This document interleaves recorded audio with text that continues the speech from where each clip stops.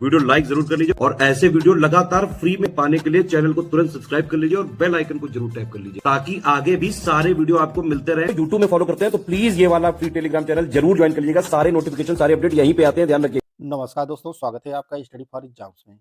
दोस्तों, इस वीडियो में हम लोग 22 जनवरी 2026 का टॉप 20 करंट अफेयर देखेंगे। वीडियो शुरू करने से पहले मैं आपको बता दूं, एमपीपीएससी प्रीलिम 2026 के लिए स्टडी फॉर सिविल सर्विस के ऐप पर Madhya Pradesh special complete study material and smart board classes का बैच लॉन्च किया गया है और यह बैच दोनों भाषाओं में उपलब्ध है। इसमें एकदम शुरुआत से बेसिक से सिर्फ सिलेक्शन वाली तैयारी कराई जाएगी। Madhya Pradesh special exam oriented selection material दिया जाएगा। कंप्लीट 50 क्लासेस के नोट्स दिए जाएंगे और इसकी जो वैलिडिटी होगी वह एग्जाम तक होगी। करना क्या आपको, स्टडी फॉर सिविल सर्विस के ऐप को इंस्टॉल करना है और उसमें कूपन कोड यूज करना है ज्ञान सर कूपन कोड यूज करेंगे तो आपको इस पर 20% का डिस्काउंट मिल जाएगा और इसकी जो फीस हो जाएगी वह मात्र 699 रुपये हो जाएगी। बैच से जुड़कर जो है आप अपनी तैयारी को बेहतर कर सकते हैं। तो आइए वीडियो शुरू करते हैं और देखते हैं आज का पहला प्रश्न। डेजन सीरा एंड एसोसिएट्स द्वारा जारी एशिया मैन्युफैक्चरिंग इंडेक्स 2026 में भारत की रैंकिंग क्या है? तो भारत इस इंडेक्स में छठे स्थान पर है। भारत की जो रैंकिंग है वह छठवीं है। पहले स्थान पर चीन है, दूसरे स्थान पर मलेशिया है, तीसरे स्थान पर वियतनाम है और चौथे पर सिंगापुर है। अब छठे स्थान पर अपना देश भारत है। जापान इस रैंकिंग में जो है 9वें स्थान पर है। तो इसका जो सही आंसर है वो आपका ऑप्शन सी है। एशिया मैन्युफैक्चरिंग इंडेक्स 2026 में भारत की जो रैंकिंग है वह छठवीं है और ये इंडेक्स जो है मोस्ट इंपॉर्टेंट है, आगामी एग्जाम में पूछा जा सकता है।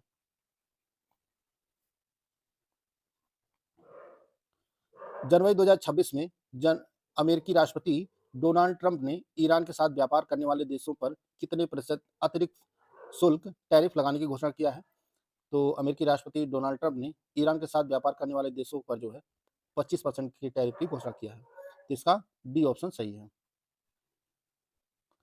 हाल ही में किस केंद्रीय मंत्री ने CSIR NPL के 80वें स्थापना दिवस के अवसर पर विश्व की दूसरी राष्ट्रीय पर्यावरण मानक प्रयोगशाला और विश्व के 5वें सौर सेल अंशांकन के लिए राष्ट्रीय प्राथमिक मानक सुविधा केंद्र का उद्घाटन किया है? यह जो उद्घाटन किया गया है यह केंद्रीय मंत्री जितेंद्र सिंह के द्वारा किया गया है। जितेंद्र सिंह ने जो है इसका उद्घाटन किया है। इसका ए ऑप्शन सही है। हाल ही में किस राज्य में स्थित कुंभलगढ़ वन्यजीव अभ्यारण्य को इको सेंसिटिव जोन घोषित किया गया है? यह छत्तीसगढ़ में स्थित है। छत्तीसगढ़ राज्य में स्थित है कुंभलगढ़ वन्यजीव अभ्यारण्य। इसे इको सेंसिटिव जोन घोषित किया गया है। इको सेंसिटिव जोन जो घोषित किया जाता है इसे केंद्रीय पर्यावरण, वन और जलवायु परिवर्तन मंत्रालय के द्वारा जो है इसे पर्यावरण संरक्षण अधिनियम 1986 के तहत अधिसूचित किया जाता है।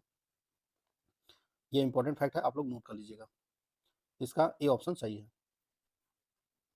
बढ़ते अगले क्वेश्चन की तरफ। अगला जो प्रश्न है वह है मणिपुर, मेघालय और त्रिपुरा का स्थापना दिवस किस दिन मनाया जाता है? तो यह 21 जनवरी को मनाया जाता है। मणिपुर, मेघालय और त्रिपुरा का जो स्थापना दिवस मनाया जाता है ये आपका 21 जनवरी को मनाया जाता है। इसका सी ऑप्शन सही है। जनवरी 2026 में कृषि एवं प्रसंस्कृत खाद्य उत्पाद निर्यात विकास प्राधिकरण एपीडा ने किस शहर में जैविक सम्मेलन सह खरीदार विक्रेता बैठक का आयोजन किया? तो यह जो आयोजन आयोजित किया गया यह आपके गुवाहाटी में इसका आयोजन किया गया। एपीडा ने जो है जैविक सम्मेलन सह खरीदार विक्रेता बैठक का जो आयोजन किया है यह गुवाहाटी में किया है। इसका बी ऑप्शन सही है। इलैया राजा को पद्म पाणि लाइफ टाइम अचीवमेंट पुरस्कार किस फिल्म महोत्सव में प्रदान किया जाएगा? तो यह जो महोत्सव है यह अजंता एलोरा अंतर्राष्ट्रीय फिल्म महोत्सव में 2026 जो है इसके आयोजन में जो है इलैया राजा को पद्म पाणि लाइफ टाइम अचीवमेंट पुरस्कार से सम्मानित किया जाएगा अजंता एलोरा अंतर्राष्ट्रीय फिल्म महोत्सव 2026 में। तो इसका डी ऑप्शन सही है। 21 जनवरी 2026 को समुद्री खाद्य निर्यात के संवर्धन के विषय में राजदूतों और उच्चायुक्तों के साथ गोलमेज सम्मेलन का आयोजन कहाँ किया गया? यह जो सम्मेलन है यह आपके नई दिल्ली में आयोजित किया गया। समुद्री खाद्य निर्यात के संवर्धन के विषय में राजदूतों और उच्चायुक्तों के साथ जो है गोलमेज सम्मेलन नई दिल्ली में आयोजित किया गया 21 जनवरी को। अंतर्राष्ट्रीय सहकारिता वर्ष 2025 की आधिकारिक थीम क्या है?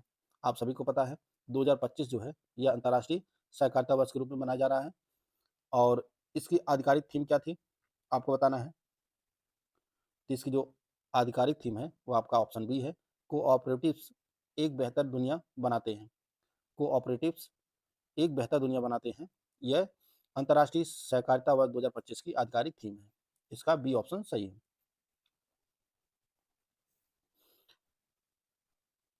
24 और 25 जनवरी 2026 को अंतर्राष्ट्रीय बौद्ध संघ भारत सरकार के संस्कृति मंत्रालय के सहयोग से दूसरा वैश्विक बौद्ध शिखर सम्मेलन जीबीएस कहाँ आयोजित किया जाएगा? तो इसका आयोजन नई दिल्ली में आयोजित होगा। इसका आयोजन जो है दूसरा वैश्विक बौद्ध शिखर सम्मेलन नई दिल्ली में आयोजित किया जाएगा और इसका आयोजन जो है अंतर्राष्ट्रीय बौद्ध संघ और भारत सरकार के संस्कृति मंत्रालय के सहयोग से होगा। इसका सी ऑप्शन सही है। हाल ही में खोजी गई भूमिगत उभयचर प्रजाति जिनियोफिस वाल्मीकि भारत के किस क्षेत्र में पाई गई है? यह उत्तरी पश्चिमी घाट महाराष्ट्र में पाई गई है और यह सिसिलियन की जो है अंधे सिसिलियन की नई प्रजाति है। अंधे सिसिलियन की नई प्रजाति है जिनियोफिस वाल्मीकि और यह महाराष्ट्र में पाई गई है उत्तरी पश्चिमी घाट में। तो इसका डी ऑप्शन सही है। बढ़ते अगले क्वेश्चन की तरफ। अगला जो प्रश्न है, आरईसी लिमिटेड ने स्कॉच सिल्वर अवार्ड 2025 किस विशिष्ट पहल के लिए जीता है? यह कॉर्पोरेट नेट जीरो ट्रांजिशन के लिए जीता है। कॉर्पोरेट नेट जीरो ट्रांजिशन के लिए जो है आरईसी ने स्कॉच सिल्वर अवार्ड 2025 जीता है। टॉप एम्प्लॉयर्स इंस्टीट्यूट ने किस भारतीय संस्थान को वर्ष 2026 के लिए भारत का शीर्ष नियोक्ता नामित किया है? यह एनटीपीसी लिमिटेड को नामित किया है। टॉप एम्प्लॉयर्स इंस्टीट्यूट ने जो है 2026 के लिए भारत के एनटीपीसी को जो है शीर्ष नियोक्ता घोषित किया है। इसका बी ऑप्शन सही है। जनवरी 2026 में उत्तर प्रदेश के किस जिले में डिफेंस इंडस्ट्रियल कॉरिडोर की स्थापना को मंजूरी दी गई है? ये उन्नाव में जो है डिफेंस इंडस्ट्रियल कॉरिडोर की स्थापना को मंजूरी दी गई है। इसका बी ऑप्शन सही है। विजय हजारे ट्रॉफी 2025-26 का खिताब किस टीम ने जीता है? तो यह विदर्भ ने जीता है। विजय हजारे ट्रॉफी का जो खिताब है 2025-26 का, इसे विदर्भ ने जीता है और विजय हजारे ट्रॉफी भारत की एक दिवसीय, इसमें जो है 50-50 ओवर का मैच होता है। ये एक दिवसीय प्रतियोगिता है और इसे पहले रणजी वनडे ट्रॉफी के नाम से जाना जाता था और साल 2007-8 में जो है इसका नाम बदलकर जो भारतीय प्रसिद्ध क्रिकेटर हैं विजय हजारे, इनके नाम पर जो है इसे विजय हजारे ट्रॉफी कर दिया गया 2007-8 में। तो इसका ए ऑप्शन सही है। विदर्भ ने विजय हजारे ट्रॉफी 2025-26 का खिताब जीता है। हाल ही में पंजाब के किस विश्वविद्यालय को BRICS network university BRICS NU में शामिल किया गया है? तो पंजाब कृषि विश्वविद्यालय लुधियाना को जो है ब्रिक्स नेटवर्क यूनिवर्सिटी में शामिल किया गया है और यह भारत की पहली यूनिवर्सिटी बनी है इसमें शामिल होने वाली। इसका ए ऑप्शन सही है। राष्ट्रीय आपदा मोचन बल एनडीआरएफ का स्थापना दिवस प्रतिवर्ष किस दिन मनाया जाता है? तो इसका जो स्थापना दिवस है यह 19 जनवरी को मनाया जाता है। 19 जनवरी को जो है इस विशेष बल का गठन किया गया था 2006 में इसका गठन हुआ था और यह आपदा प्रबंधन अधिनियम 2005 के तहत जो है इसकी स्थापना की गई थी और यह गृह मंत्रालय के अधीन कार्य करता है एनडीआरएफ। जनवरी 2026 में किस राज्य सरकार ने राज्य गठन के 25 वर्ष बाद आधिकारिक तौर पर पेशा को लागू किया है? तो यह जो लागू किया गया है झारखंड सरकार के द्वारा किया गया है। 25 साल बाद जो है आधिकारिक तौर पर झारखंड में पेशा कानून को जो है अधिनियमित किया गया है, नोटिफाई किया गया है। और पेशा कानून क्या है? इसका जो फुल फॉर्म है पंचायत अनुसूचित क्षेत्रों तक विस्तार अधिनियम 1996 और इसका जो उद्देश्य होता है 5वीं अनुसूची के क्षेत्रों में जनजातीय समुदायों को स्वशासन का अधिकार देना और उन्हें जल, जंगल और जमीन पर नियंत्रण देना इस अधिनियम के तहत इसका उद्देश्य है। इसका ए ऑप्शन सही है। झारखंड सरकार ने जो है पीसा अधिनियम को नोटिफाई किया है। हाल ही में किस राज्य सरकार ने 3 से 6 वर्ष के बच्चों के लिए आमे, पढ़िबा, आमा भाषारी योजना शुरू किया है? तो ये योजना जो शुरू की गई है, यह उड़ीसा सरकार के द्वारा की गई है। उड़ीसा सरकार ने जो है 3 से 6 वर्ष के बच्चों के लिए आमे, पढ़िबा, आमा भाषारी योजना शुरू किया है। इसका सी ऑप्शन सही है। हाल ही में पंजाब की पहली डॉग सेंचुरी कहाँ स्थापित की गई है? पहली डॉग सेंचुरी कहाँ स्थापित की गई है? यह लुधियाना में। लुधियाना में जो है, पंजाब के लुधियाना में राज्य की पहली डॉग सेंचुरी स्थापित की गई है। तो दोस्तों, यह 22 जनवरी 2026 का जो है करंट अफेयर था टॉप 20, उसको हम लोग कवर कर लिए हैं। पिछले दिन का करंट अफेयर एक बार रिवाइज कर लेते हैं फटाफट।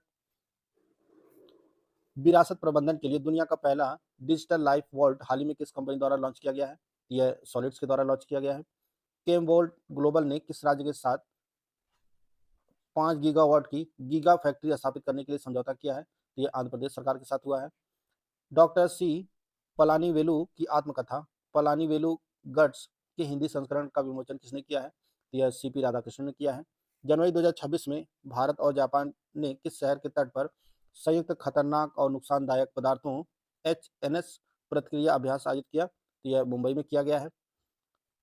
भारत में नदी और मुहाना क्षेत्र में पाई जाने वाली डॉल्फिन के लिए दूसरा व्यापक सर्वेक्षण उत्तर प्रदेश के किस जिले से शुरू हुआ है? तो यह बिजनौर जिले से हुआ है। जनवरी 2026 में खेलो इंडिया विंटर गेम्स के छठे संस्करण का शुभारंभ कहाँ हुआ है? तो यह लेह लद्दाख में हुआ है।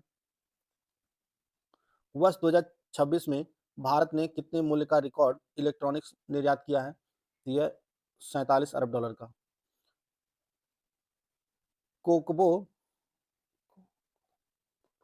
कोकबोरोक दिवस, जिसे त्रिपुरी भाषा दिवस कहा जाता है, प्रतिवर्ष किस तिथि को मनाया जाता है? यह 19 जनवरी को मनाया जाता है। आंध्र प्रदेश सरकार द्वारा उपग्रह प्रक्षेपित केंद्र विकसित करने के लिए किस द्वीप को चुना है? यह होप आइलैंड को चुना है। रेशम उत्पादन के मामले में विश्व में भारत का कौन स्थान है? तो द्वितीय स्थान है उत्पादन में। विश्व के 154 देशों के रिस्पॉन्सिबल नेशंस इंडेक्स में भारत को कौन सा स्थान मिला है? तो भारत का 16वां स्थान है। चिप्स टू स्टार्टअप कार्यक्रम किस मंत्रालय से संबंधित है? तो यह इलेक्ट्रॉनिक्स और सूचना प्रौद्योगिकी मंत्रालय से संबंधित है।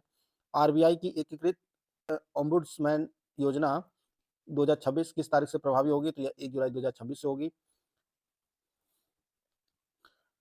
जनवरी 2026 में 18वां भारत जापान रणनीतिक संवाद कहाँ आयोजित किया गया? तो नई दिल्ली में आयोजित किया गया। सेबी के अध्यक्ष के अनुसार आईपीओ की संख्या के मामले में भारत विश्व में कौन सा स्थान है? तो भारत प्रथम स्थान पर है आईपीओ की संख्या के मामले में। राष्ट्रीय स्टार्टअप दिवस 16 जनवरी को मनाया जाता है। गणतंत्र दिवस 2026 के अवसर पर मुख्य अतिथि के रूप में किन्हें आमंत्रित किया गया है? तो एंटोनियो कोस्टा और उर्सुला वॉन डे लियोन चुना गया है। जनवरी 2026 में किस देश के प्रसिद्ध फैशन डिजाइनर वेलेंटिनो गारवानी का 93 वर्ष की आयु निधन हो गया? तो ये इटली के फैशन डिजाइनर हैं। भारत और यूएई ने वर्ष 2026 तक द्विपक्षीय व्यापार का कितना लक्ष्य निर्धारित किया है? तो यह $200 अरब का लक्ष्य रखा गया है। जनवरी 2026 में भारतीय मुक्केबाज विजेंदर सिंह को हाल ही में किस संस्था का सदस्य नियुक्त किया गया है? तो एशियन बॉक्सिंग काउंसिल में जो है सदस्य नियुक्त किया गया है। तो दोस्तों, यह महत्वपूर्ण करंट अफेयर थे जिसको हम लोग इस वीडियो में कवर कर चुके हैं। वीडियो अगर आपको अच्छा लगे तो लाइक कर सकते हैं, चैनल को सब्सक्राइब कर लीजिए। मिलते हैं नेक्स्ट वीडियो में, तब तक के लिए जय हिंद, जय भारत।